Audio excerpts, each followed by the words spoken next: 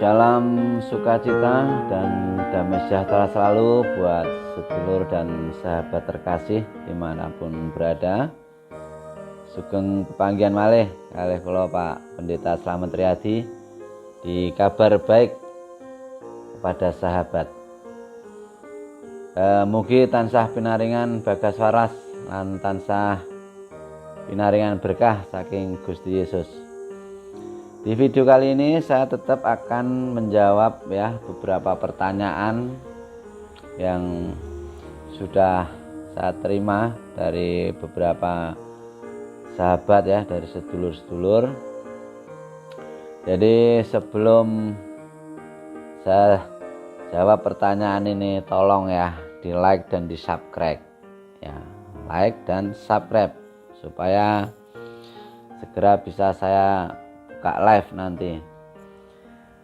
Jadi terima kasih buat saudara-saudara yang sudah berkenan untuk mengirim pertanyaan buat saya, baik yang sudah terima Tuhan maupun yang belum.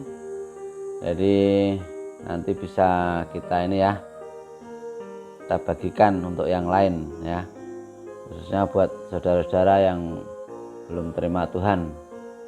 Oke, baiklah, ini saya kasih saya baca dulu yang pertanyaan pertama. Assalamualaikum Pak Pendeta Slamet. Saya sering melihat perdebatan di YouTube, baik itu channelnya orang Islam maupun channelnya orang Kristen.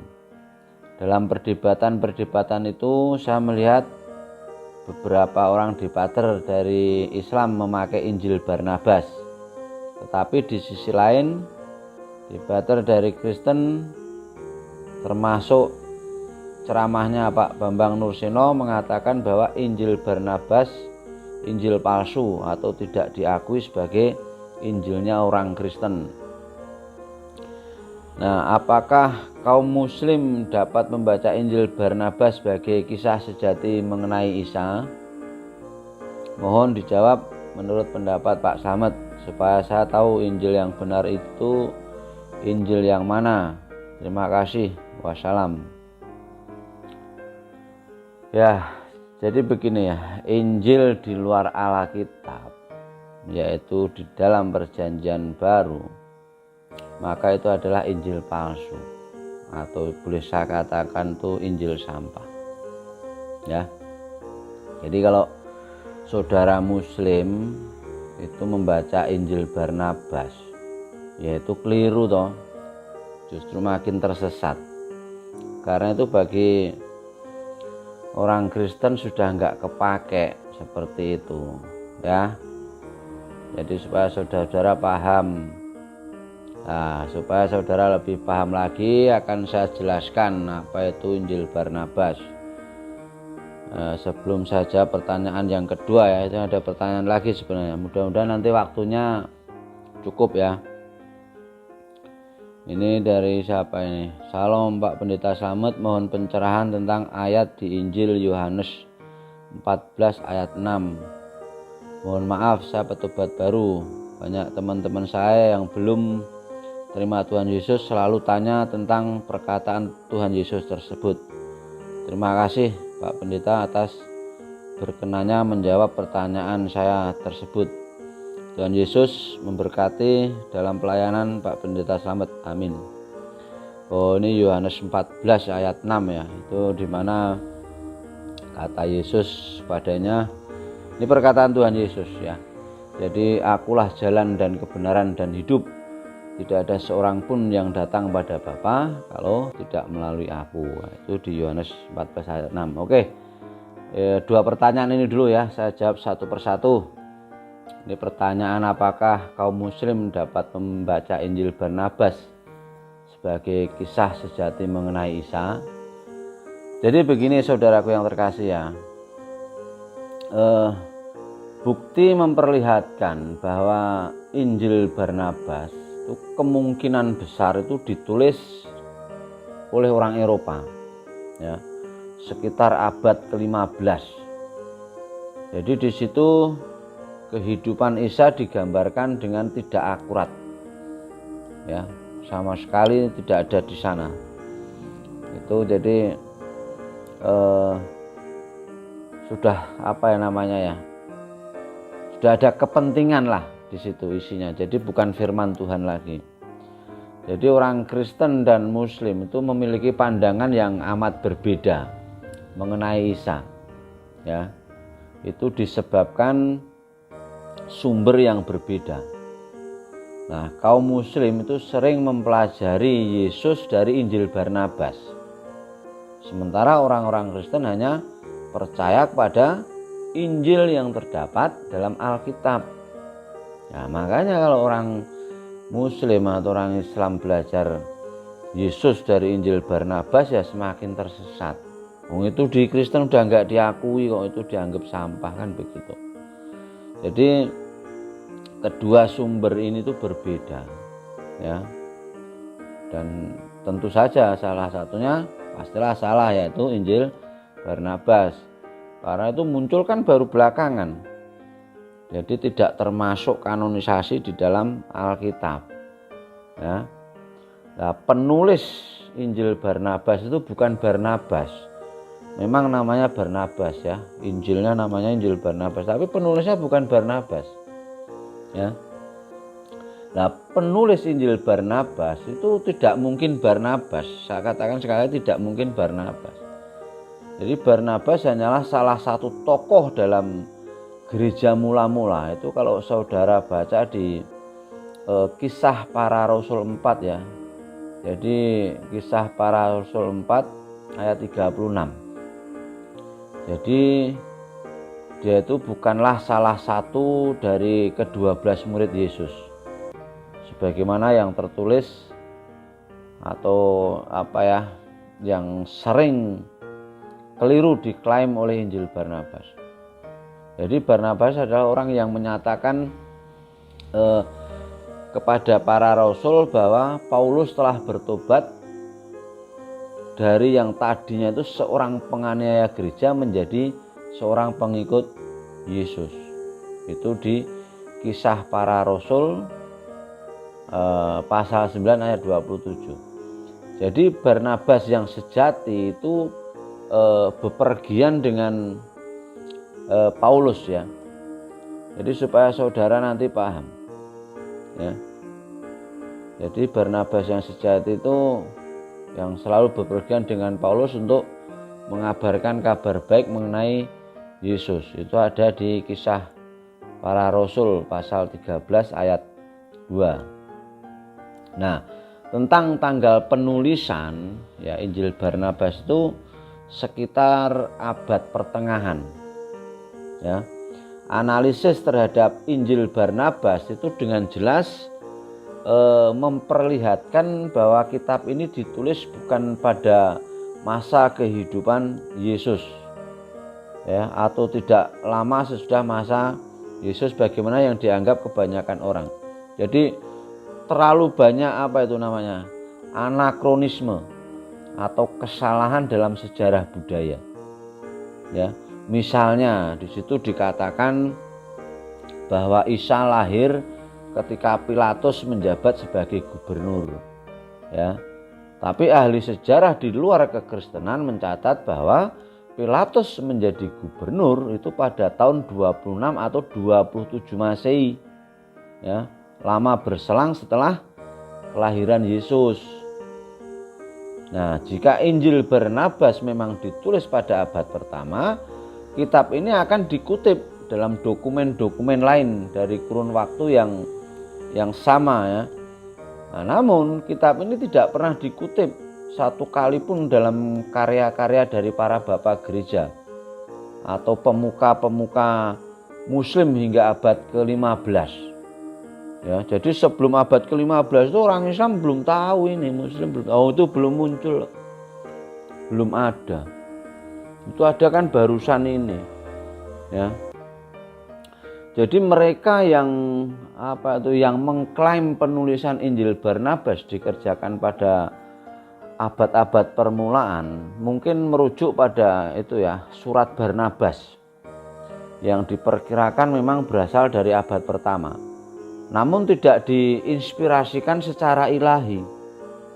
Ya, itu berbeda ya.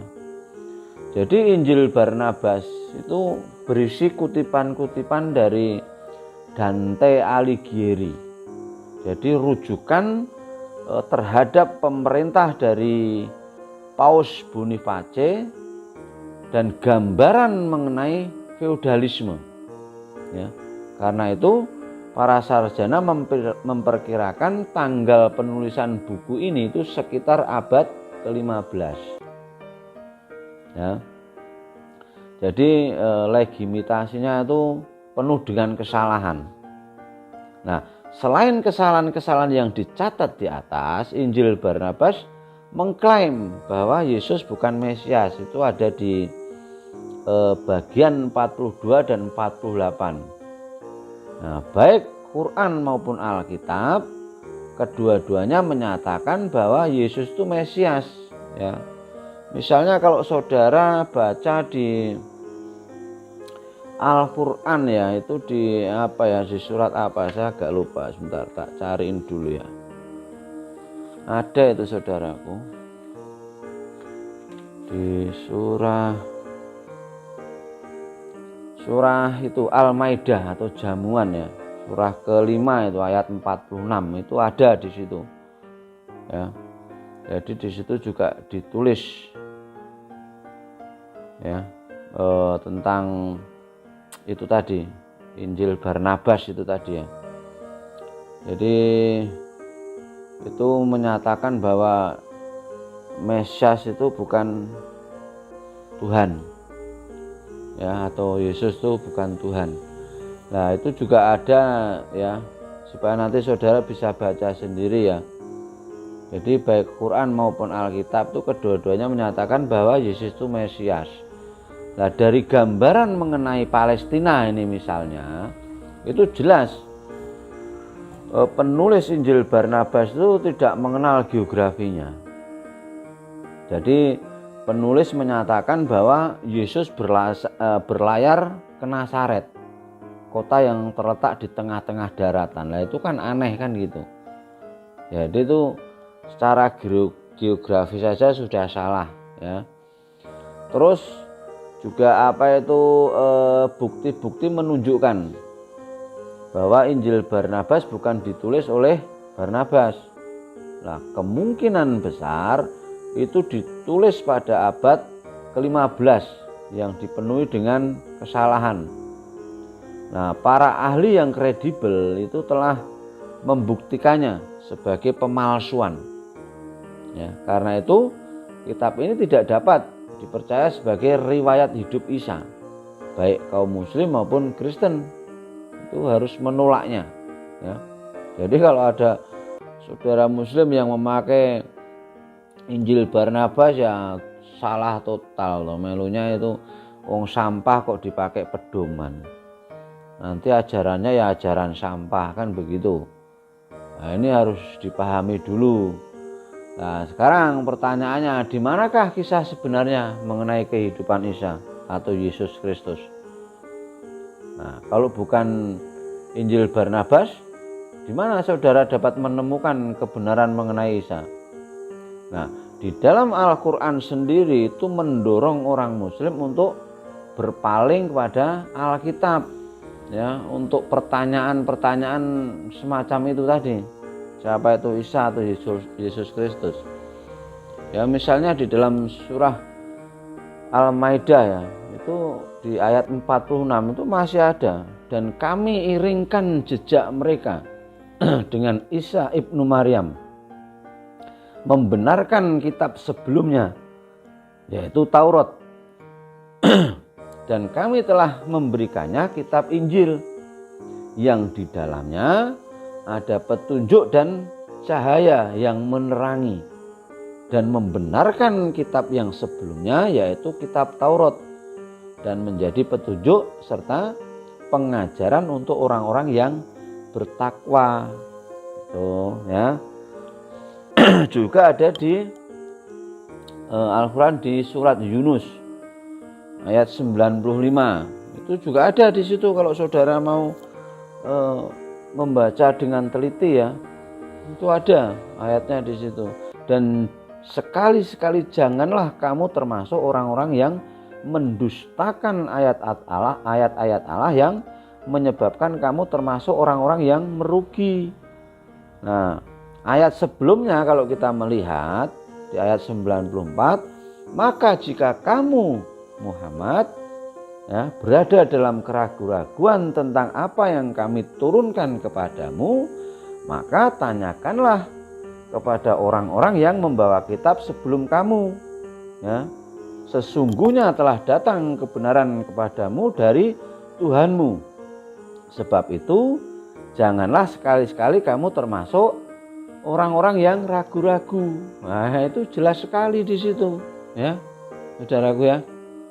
Nah, Alkitab itu berisi 4 Injil ya, berisi 4 Injil yang menjelaskan Yesus Kristus dari 4 perspektif yang diinspirasikan Allah ya, oleh Roh Kudus. Nah, otoritas-otoritas yang kredibel itu telah secara konsisten itu meneguhkan keaslian keempat Injil yang terdapat dalam Perjanjian Baru. Ya, saudaraku ya. Jadi saudaraku jangan malu ya membaca mengenai Tuhan Yesus ya. Karena Alkitab mengatakan, jadi janganlah malu bersaksi tentang Tuhan kita, melainkan ikutlah menderita bagi Injilnya oleh kekuatan Allah.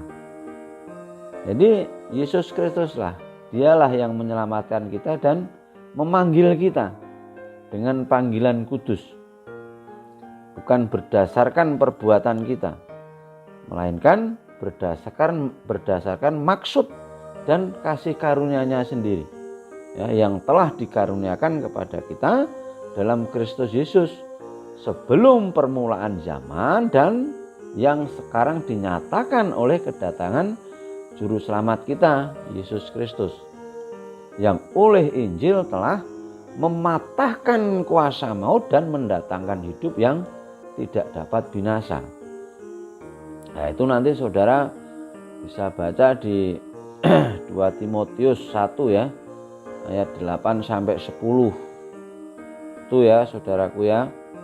Jadi sekali lagi saya katakan, Injil Barnabas itu Injil yang palsu, yang baru dibuat di abad 15. Jadi tidak boleh dibaca. Artinya kalau saudara memakai pedoman itu ya hanya akan menyesatkan.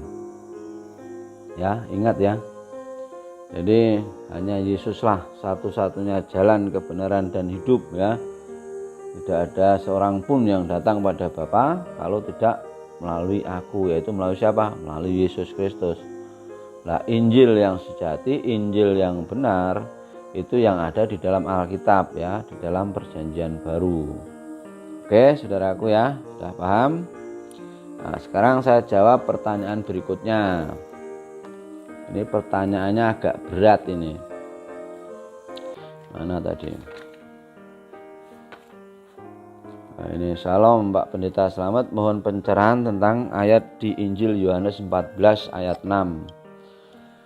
Mohon maaf, saya petubat baru. Banyak teman-teman saya yang belum terima Tuhan Yesus selalu tanya tentang perkataan Tuhan Yesus tersebut.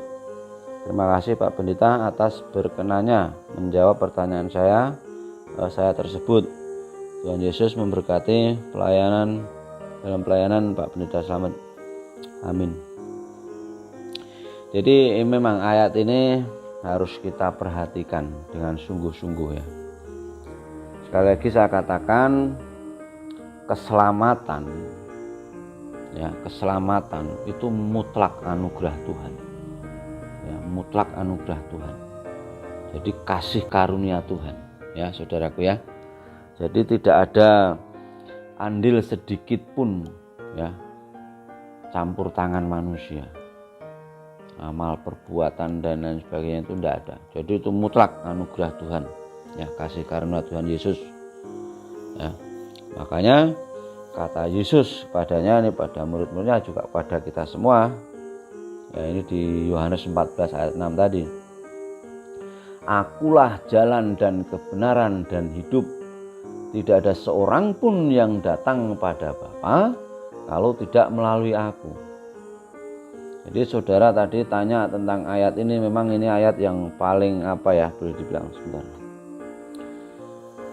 yang paling luar biasa menurut saya. Karena ayat ini boleh saya katakan memuat perkataan Tuhan Yesus yang paling tajam dan paling dibenci oleh orang dunia.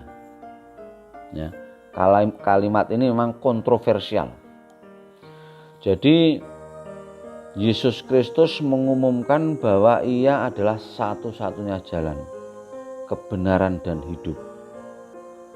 Ya, dia sedang mengumumkan suatu status yang unik, yang tidak ada pada orang lain.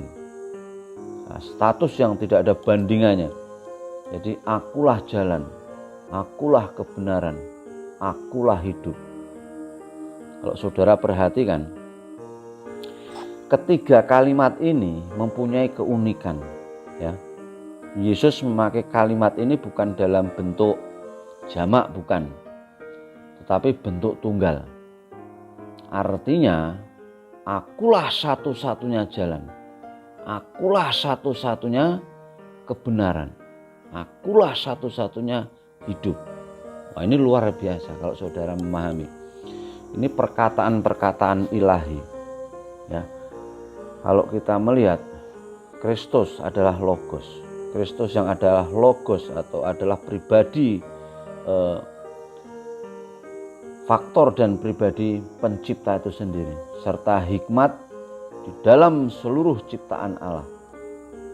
Jadi standar moral yang mutlak dalam sejarah melalui inkarnasi. Ya, Sang Firman menjadi manusia. Ya, ini harus dipahami dulu.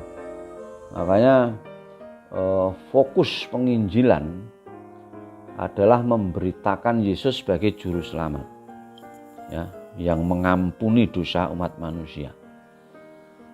Ini benar, ya, harus, dan ini penting. Namun kita perlu memiliki wawasan lebih besar, ya, untuk memiliki wawasan lebih besar lagi dan mengenal Kristus lebih lengkap. Ya, kalau kita mau mengerti siapakah Kristus yang sebenarnya, ya, kita harus banyak belajar atau membaca firman Tuhan. Ya. Waktu Tuhan Yesus bertemu dengan musuhnya, kalau kita perhatikan di dalam Alkitab, ya, Tuhan Yesus berkata-kata dengan perkataan yang paling tajam. Ya, waktu berkata-kata dengan murid-muridnya berbeda lagi. Ya, dia mengatakan kalimat-kalimat yang paling terbuka. Jadi Tuhan Yesus itu memberikan pewahyuan yang begitu tajam, namun juga tepat, mendalam, dan penting pada murid-muridnya. Nah, ayat yang dikutip di atas itu merupakan jawaban Yesus terhadap murid-murid yang paling dekat, ya, terhadap murid-muridnya yang paling dekat, boleh dibilang. Ya, yang bertanya itu murid-murid yang paling dekat. Di manakah jalan itu, ya Rabi? Nah, Anda bisa baca nanti di Yohanes 14 ayat 5, ya. Bentar, tak cariin dulu. Yohanes 14 ayat 5.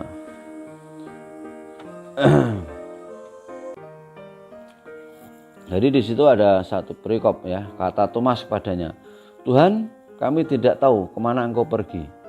Jadi bagaimana kami tahu jalan ke situ?"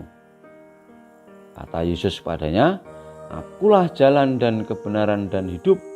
Tidak ada seorang pun yang datang kepada Bapa kalau tidak melalui aku." Ya. Terus ayat berikutnya, "Sekiranya kamu mengenal aku, pasti kamu juga mengenal Bapakku.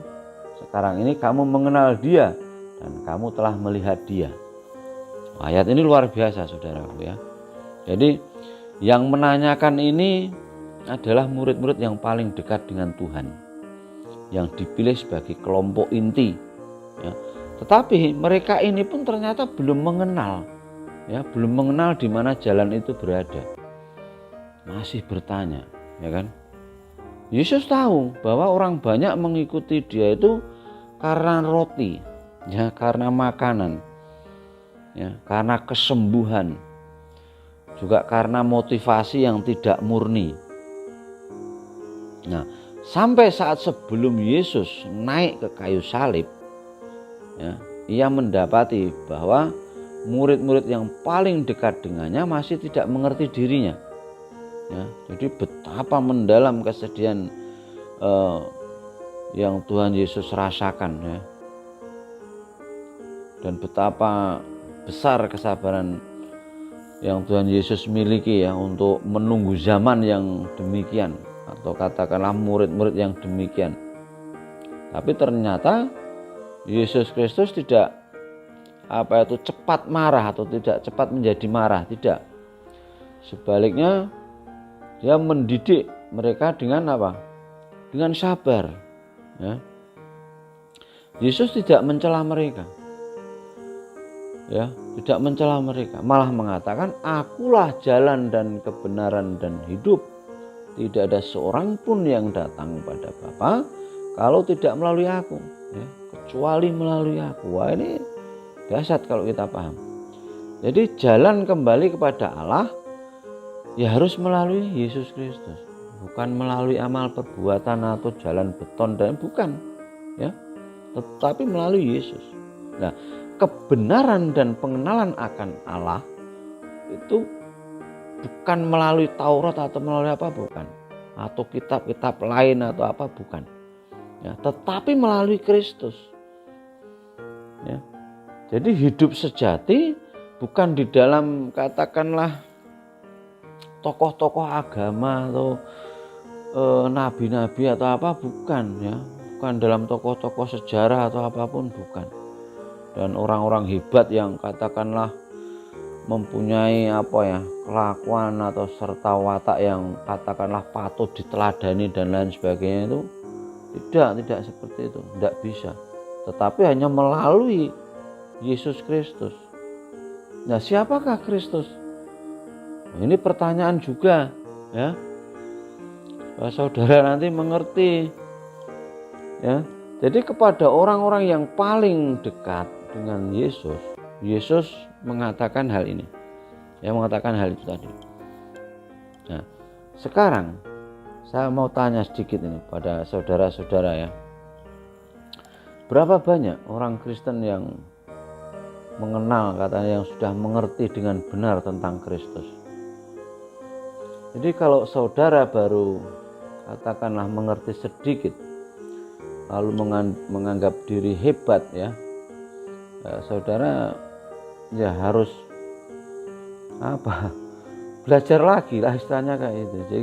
Jadi jika saudara merasa diri terlalu hebat atau terlalu dekat dengan Tuhan dan mengerti Tuhan, katakanlah begitu, atau sombong katakanlah begitu, ingatlah bahwa pada hari terakhir, ya, pada hari terakhir sebelum Tuhan Yesus disalibkan, Tuhan masih menemukan, ya, Yesus masih menemukan bahwa murid-muridnya yang paling dekat dengannya itu masih tidak tahu apa-apa tentang dia.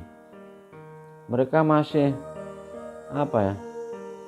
katakanlah mereka masih samar, istilahnya kayak gitu, ya. Mereka tahu bahwa dia adalah Kristus, anak Allah yang kekal. Itu memang hebat. Tetapi mereka belum tahu atau belum dapat mengetahui di mana keunikan dari sifat dan karya Kristus, ya. Yesus harus mengatakan dengan terus terang dan langsung kepada murid-muridnya, ya. Inilah pertama kalinya, ya, dalam sejarah manusia ada satu pribadi yang berani mengatakan atau menggabungkan, ya, dirinya dengan kebenaran. Hanya ada satu, Yesus Kristus. Ini istimewa, saudaraku, ya. Ini istimewa. Karena sebelum dan sesudah Yesus itu tidak pernah ada seorang pun yang berani mengatakan bahwa dirinya adalah kebenaran. Tidak ada.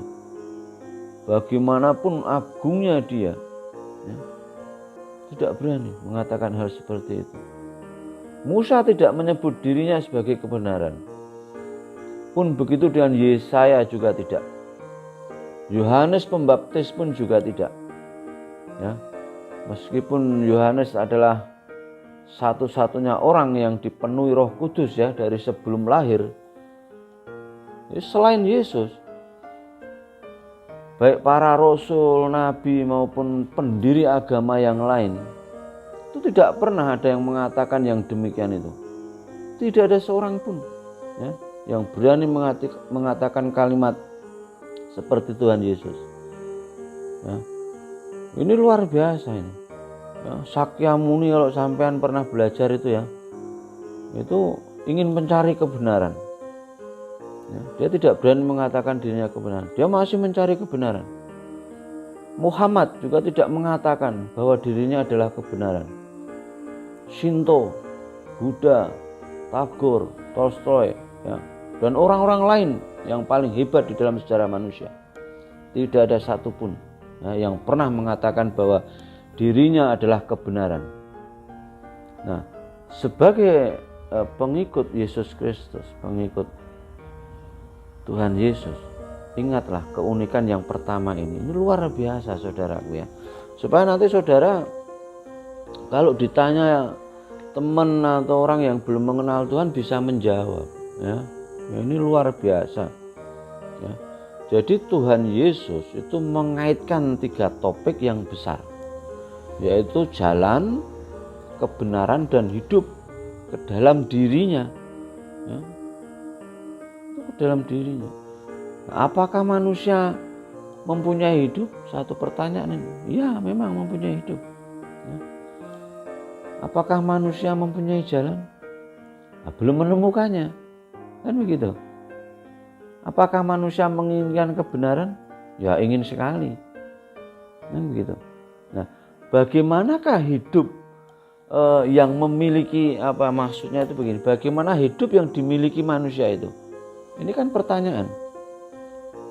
Nah, hidup yang terlepas dari sumber hidupnya itu akan bahaya, ya.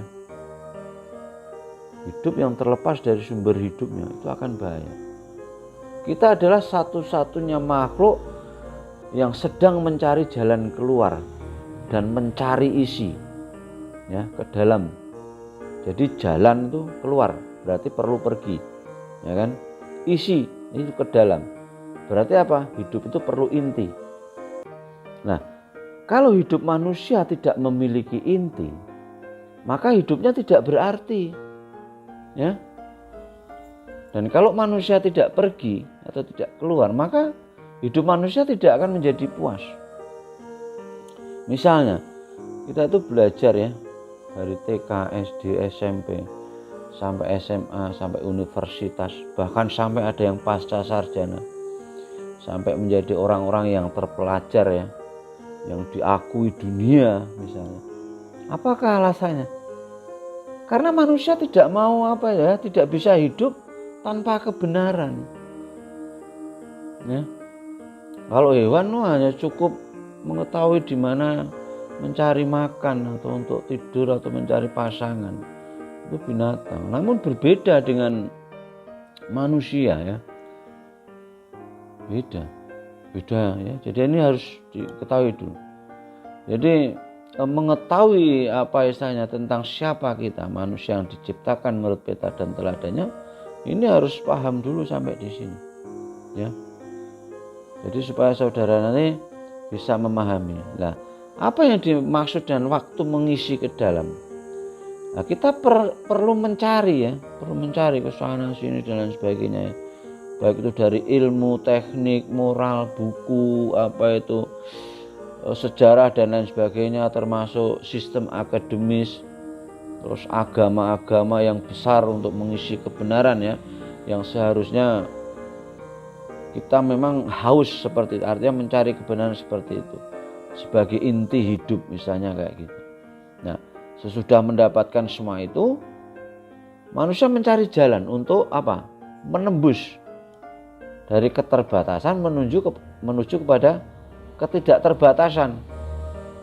Nah, sasaran manusia adalah ketidakterbatasan, saudaraku, kalau saudara pahami. Nah, kita yang mempunyai sesuatu yang sedikit misalnya, itu menginginkan yang banyak. Dan jika kita sudah memiliki banyak, kita ingin lebih banyak lagi. Ya, kita mau lebih banyak lagi. Begitu seterusnya. Ya. Nah, ini bukan hanya soal uang ataupun harta, bukan. Ya. Tetapi segala sesuatu yang berada antara keterbatasan dan ketidakterbatasan. Jadi seseorang yang misalnya ini berusia 20 tahun, ya, mungkin menganggap hidupnya cukup panjang jika ia bisa hidup sampai katakanlah umur 50 tahun. Ya. Tapi setelah berumur 50 tahun kurang sehari atau 2 hari aja misalnya, ia berharap umurnya bisa lebih panjang 20 tahun lagi. Misalnya seperti itu. Nah, setelah Tuhan memperpanjang umurnya 20 tahun ya misalnya, ia mengharapkan agar umurnya lebih panjang lagi. Mungkin 20 tahun lagi atau 30 tahun lagi. Jadi semua keadaan demikian itu adalah usaha untuk menerobos dari keterbatasan menuju ketidakterbatasan. Nah, inilah motivasi agama, yaitu mau melepaskan diri dari yang terbatas dan berkonflik menuju kepada yang tidak terbatas dan harmonis. Nah, sementara menuju ke sana kita bergumul dan berkontemplasi ya, menuju ketidakterbatasan. Manusia berusaha beramal dan berbuat baik ya supaya bisa pergi ke sana. Konsep pergi adalah konsep yang besar kalau saudara paham. Misalnya nih, kalau saudara punya anak kecil ya, misalnya saudara punya anak kecil. Nah, anak kecil yang ditinggal pergi oleh ibunya itu akan menangis. Mungkin ibunya akan berpikir bahwa anak itu menangis katakanlah karena sayang padanya, sayang pada ibunya. Tapi sebenarnya bukan seperti itu. Dia menangis karena dia sendiri belum pergi. Jadi jangan saudara salah paham dengan sikap anak, ya. Karena dia menangis bukan karena ibunya itu tadi katakanlah sayang ibunya atau bukan, tapi karena anak itu pun tidak mau terbatas di rumah saja. Dia juga mau menuju kepada yang tidak terbatas. Nah, konsep pergi adalah konsep dasar agama. Ya, konsep ingin terlepas dari keterbatasan menuju ketidakterbatasan. Itu satu naluri manusia yang yang paling hakiki. Ya, karena manusia diciptakan dengan konsep ketidakterbatasan. Ya, kita ada ruh Allah, ruh Tuhan. Nah, dalam menggabungkan seluruh sistem yang besar ini, Yesus Kristus mengatakan kalimat itu tadi, akulah jalan dan kebenaran dan hidup. Ya. Artinya apa? Akulah jalan untuk jalan keluar, disinilah jalannya. Tuhan menunjukkan, akulah kebenaran untuk kebenaran hidup. Ya, isinya ada padaku. Ya, kalimat ini adalah kalimat yang luar biasa, paling besar. Ya, bersangkut paut dengan seluruh kebutuhan isi manusia dan kebutuhan jalan keluar manusia. Ya, kita mau pergi. Seluruh manusia, seluruh orang itu mau pergi. Ya, ini harus tahu dulu. Bahkan seluruh sejarah itu mau pergi. Nah, kemana mereka hendak pergi? Pertanyaannya begitu. Yesus mempunyai jawaban. Pergi kepada Bapa dan melalui aku, yaitu melalui Yesus. Kalau kita membaca kisah penyalipan ya, di situ ada 2 penjahat ya. Itu di Lukas berapa ya? Lukas 23. Coba saya lihat ya. Ya, di Lukas 23 ayat 42 sampai 43. Lalu ia berkata, ini penjahat berkata yang bertobat ini. Yesus, ingatlah akan aku apabila engkau datang sebagai raja. Kata Yesus kepadanya, aku berkata kepadamu, sesungguhnya hari ini juga engkau akan ada bersama-sama dengan aku di dalam Firdaus. Luar biasa kan? Nah, ini juga ada di Yohanes 17 ya, ayat 3 dan 24 kalau tidak salah. Jadi inilah hidup yang kekal itu, yaitu bahwa mereka mengenal engkau satu-satunya Allah yang benar dan mengenal Yesus Kristus yang telah engkau utus. Ya, Yesus itu satunya jalan dan kebenaran dan hidup untuk menuju pada siapa? Kepada Bapa. Makanya di dalam ayat berikutnya di ayat 24, ya Bapa, aku mau supaya dimanapun aku berada, mereka juga berada bersama-sama dengan aku. Mereka yang telah engkau berikan kepadaku, agar mereka memandang kemuliaanku yang telah engkau berikan kepadaku. Sebab engkau telah mengasihi aku sebelum dunia dijadikan. Di mana Tuhan Yesus? Di surga. Ya, saudaraku ya. Ya, kalau saudara memahami kalimat ini ya, luar biasa. Saudara bisa melihat misalnya nih, di dalam agama Buddha. Itu mengatakan bahwa setelah mati itu manusia pergi ke barat.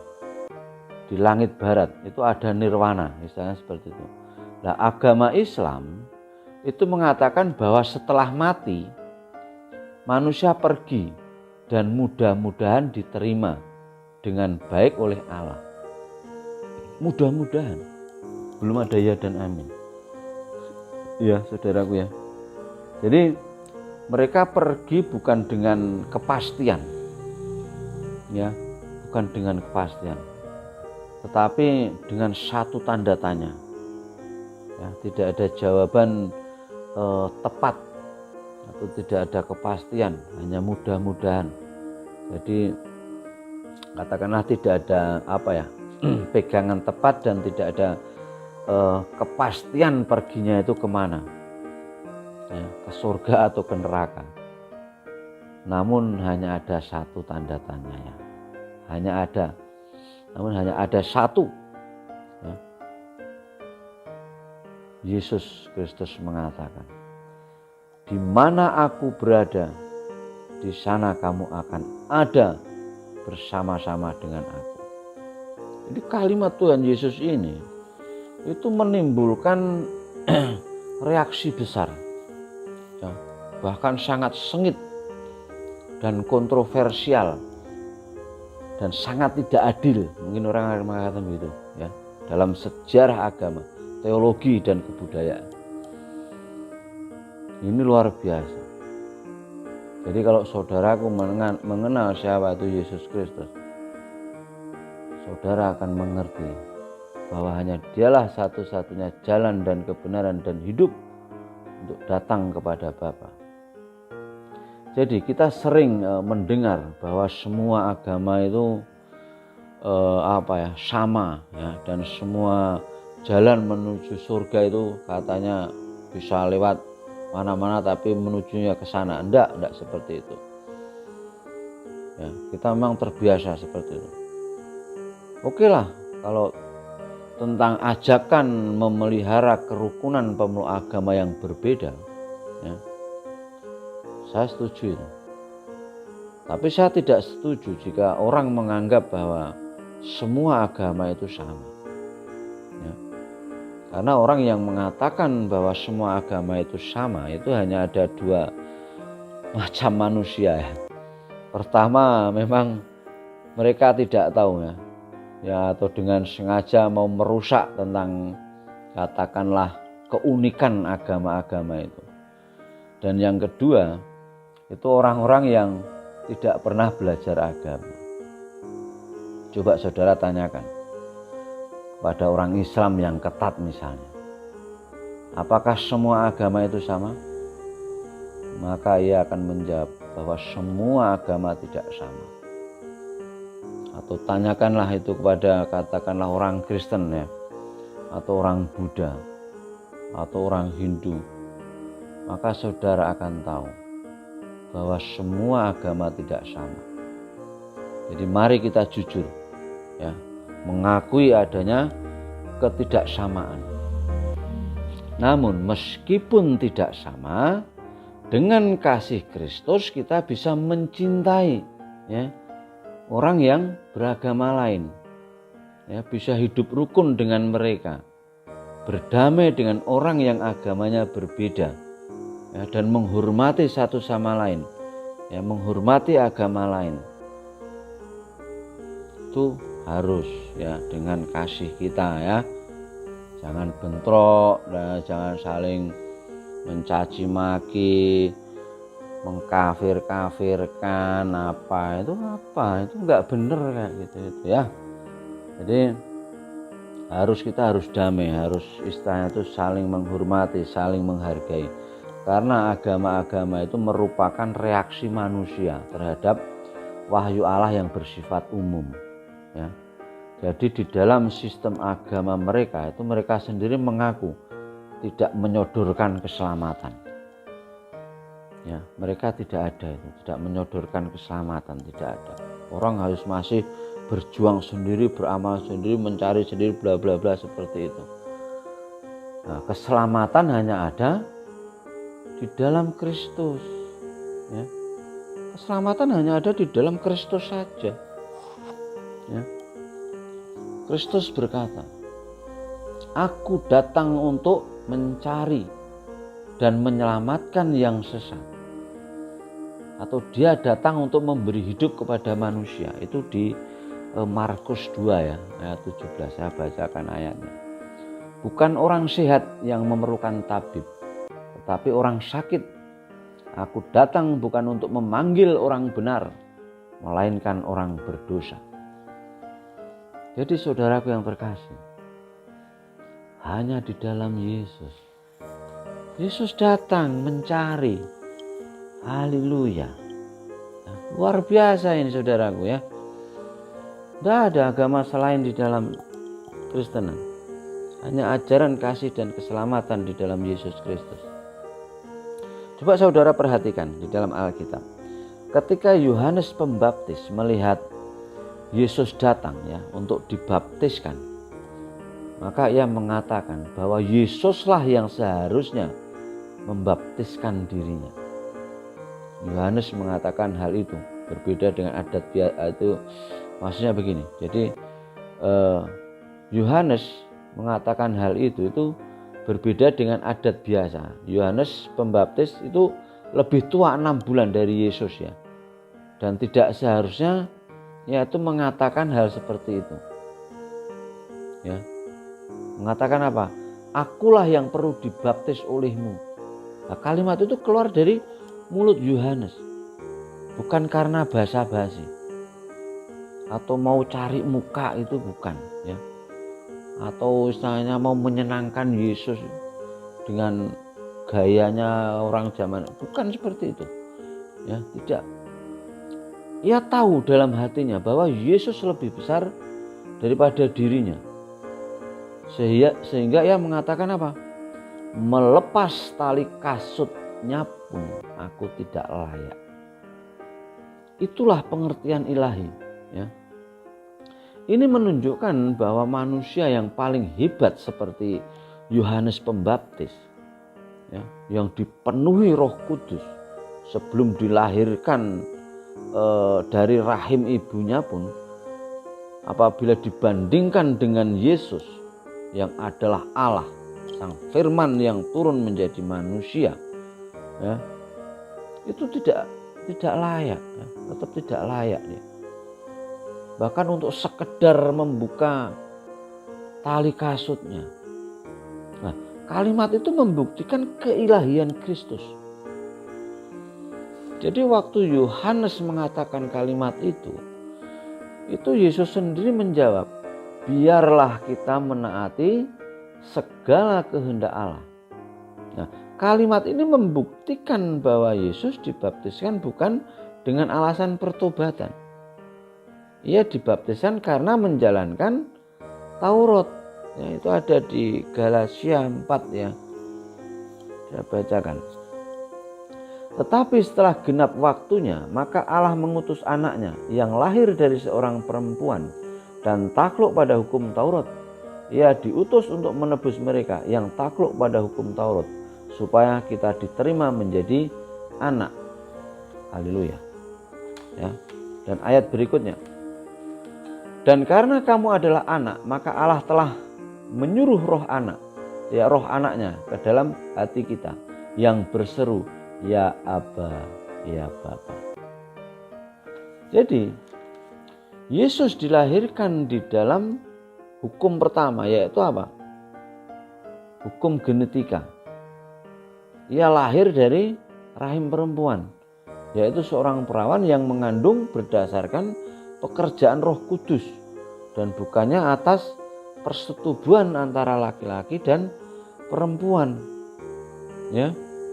Yang kedua, Yesus dilahirkan di bawah hukum, berarti dia harus mewakili seluruh umat manusia mengulangi lagi pengujian untuk taat pada hukum Allah, sehingga menjadi teladan bagi umat manusia. Ya, sebagaimana Adam yang jatuh ke dalam dosa, ya, dan memberontak mewakili manusia yang berdosa, maka Yesus yang menang dan taat mewakili manusia baru dan menjadi teladan bagi saudara dan saya untuk kembali kepada Allah. Nah, apakah hubungan antara baptisan Yesus dan hukum? Ini kadang orang sering bertanya ya. Hukum Taurat itu tidak memperbolehkan seseorang menjadi imam ya, sebelum usianya itu genap 30 tahun. Nah, maka Yesus harus menunggu ya, menunggu sampai ia berumur 30 tahun. Baru ia tampil untuk melayani sebagai imam bagi umat manusia. Nah, di sini kita melihat bahwa ia taat pada hukum Taurat. Nah, seorang imam juga harus diurapi atau diperciki air terlebih dahulu untuk melambangkan pengudusan sebelum ia melalui pekerjaannya. Nah, Yesus yang sudah kudus harus menaati hukum seperti juga orang lain. Karena meskipun ia tidak berdosa, Yesus dilahirkan di bawah hukum Taurat, ya, di bawah Taurat.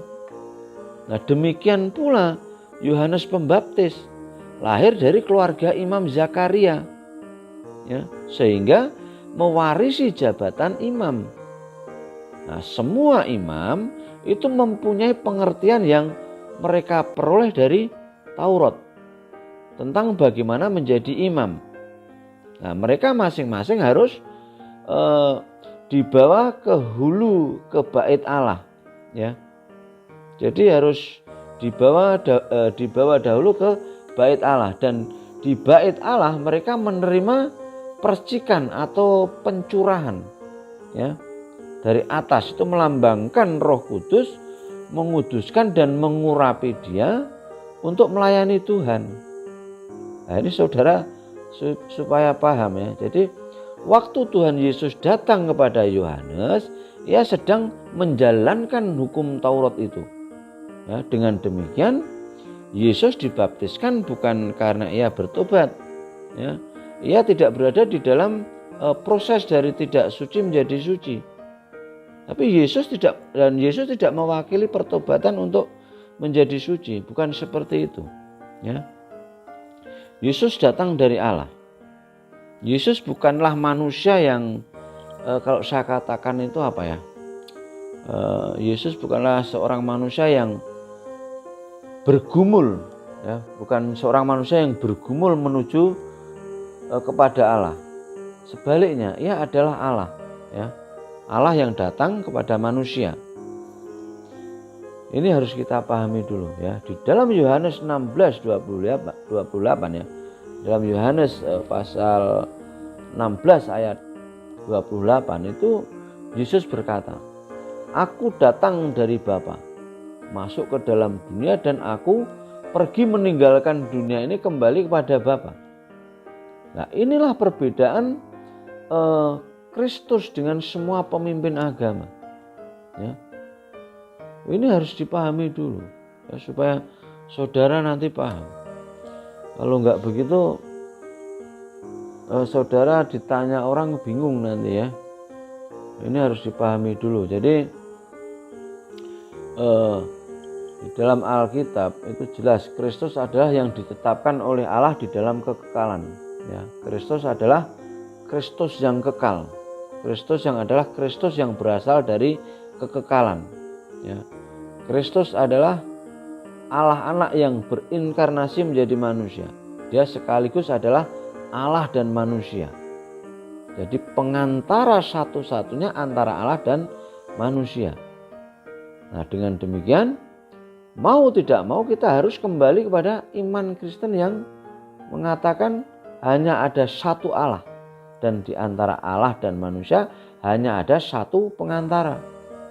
Pengantara itu adalah Dia yang pernah menjadi manusia. Ya, itu ada di 1 Timotius pasal 2 ayat 5. Saya bacakan. Karena Allah itu Esa, dan Esa pula Dia yang menjadi pengantara antara Allah dan manusia, yaitu manusia Kristus Yesus, yang telah menyerahkan dirinya sebagai tebusan bagi semua manusia. Itu kesaksian pada waktu yang ditentukan. Jadi saudaraku yang terkasih, pada waktu, kalau saudara melihat ya di Alkitab ya, pada waktu perjamuan suci yang pertama itu Yesus memberikan roti kepada Yohanes, murid yang dikasihnya. Nah, pada waktu Yesus hidup bersama-sama dengan Yohanes selama kurang lebih 3,5 tahun, itu Yohanes merupakan katakanlah murid yang selalu memperhatikan setiap gerak-gerik Tuhan Yesus. Dia memperhatikan cara Yesus bekerja, melakukan mujizat dan semua hal-hal lain. Makanya di dalam surat 1 Yohanes ya, pasal 1 ayat 1-2, atas pimpinan Roh Kudus, Rasul Yohanes menulis. Ya, saya bacakan. Itu di 1 Yohanes 1 ayat 1-2.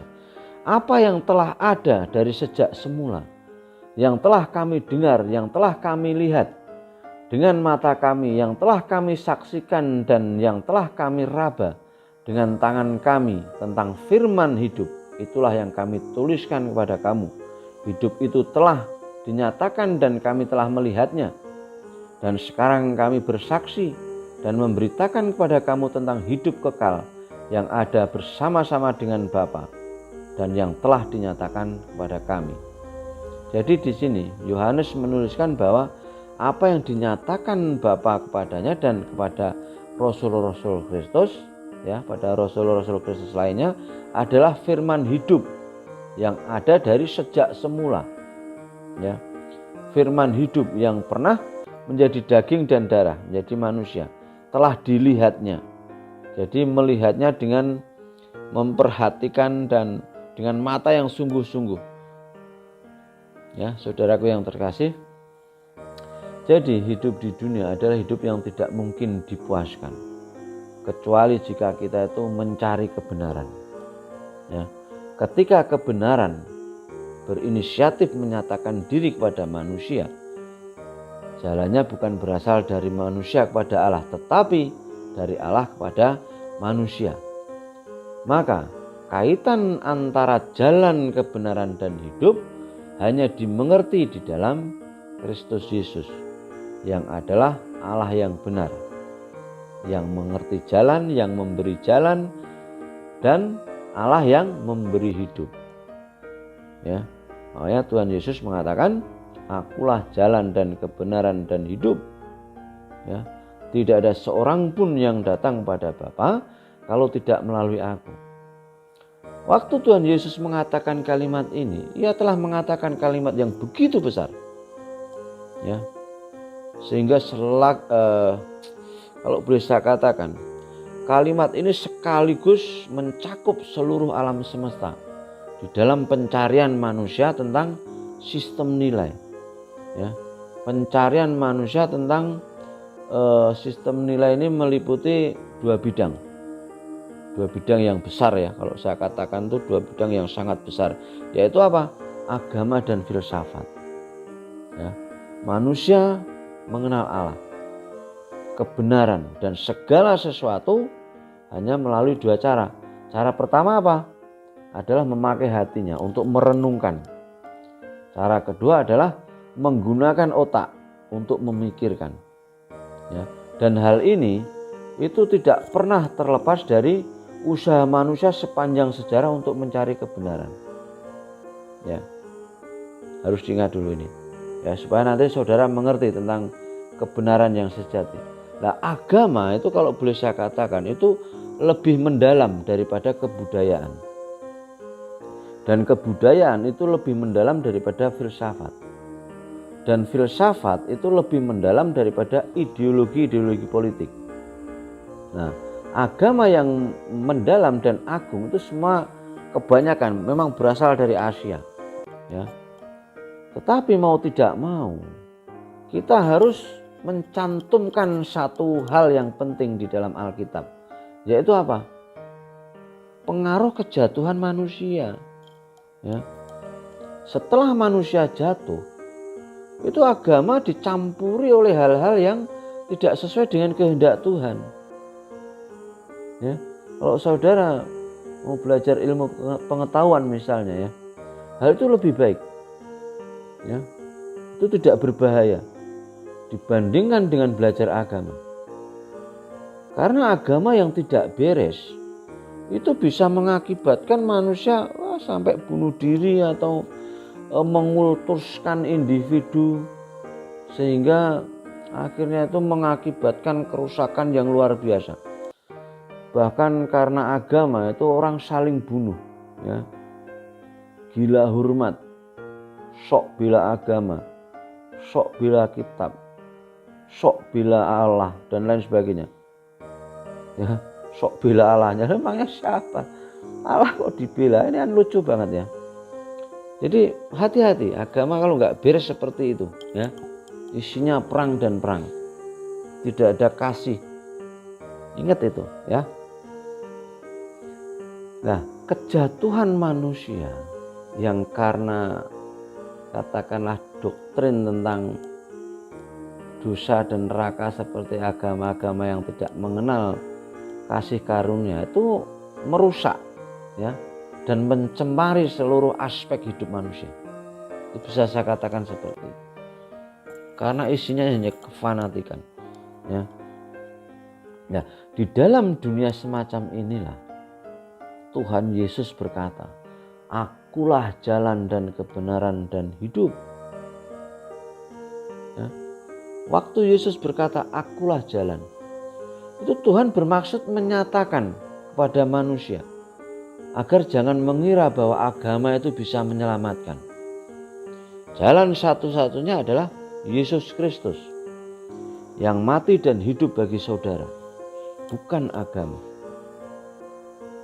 Bukankah semua agama itu mencari jalan dan lain sebagainya? Tetapi bukankah pendiri-pendiri agama akhirnya pada mati di tengah jalan sebelum mendapatkan jalan yang dia cari? Jadi di dalam semua agama itu tidak ada seorang pun pendirinya itu yang mengalami kebangkitan. Tidak ada, ya. Yesus adalah kebenaran. Ia menunjukkan kalimat ini ke dunia, seluruh dunia, ya. Ingat, ini luar biasa kalau saudara memahami, ya. Tengah-tengah dunia Yesus berkata, "Akulah jalan dan kebenaran dan hidup." Di dalam semua sistem filsafat, waktu saya pernah belajar, tidak ada kehidupan. Semua filsuf-filsuf yang besar itu sudah ada di dalam kuburannya, termasuk pendiri-pendiri agama. Ya. Nah, satu-satunya yang menjadi pengharapan manusia adalah Kristus yang berkata, "Akulah jalan dan kebenaran dan hidup. Tidak ada seorang pun yang datang, ya, tidak ada seorang pun yang datang kepada Bapa, yang dimaksud yang kembali kepada Bapa, kalau tidak melalui aku." Yaitu melalui siapa? Melalui Yesus. Ya. Inilah kristologi. Inilah sifat dan karya Kristus, ya, yang selama ini belum pernah kita jamah dan belum pernah kita mengerti dengan pengertian yang tuntas. Begitu besar dan begitu agungnya Kristus. Lalu siapakah saya? Ya, saya adalah manusia yang diselamatkan sehingga bisa diberi jalan menuju kepada hidup yang kekal di dalam Bapa. Sudahkah saudara mengenal Kristus? Kalau sudah, seberapa besar cinta saudara kepada Yesus Kristus?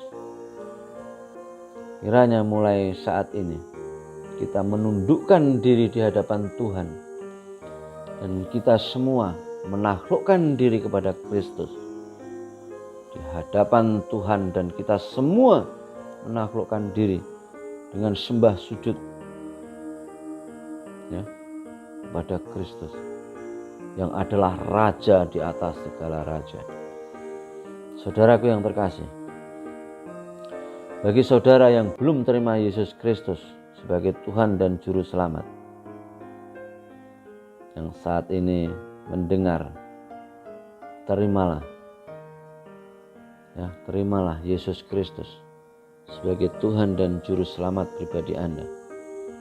Saudaraku yang terkasih, Tuhan Yesus mengasihi Anda, mengasihi saudara semua. Oke, saya rasa jawaban saya itu saja dulu.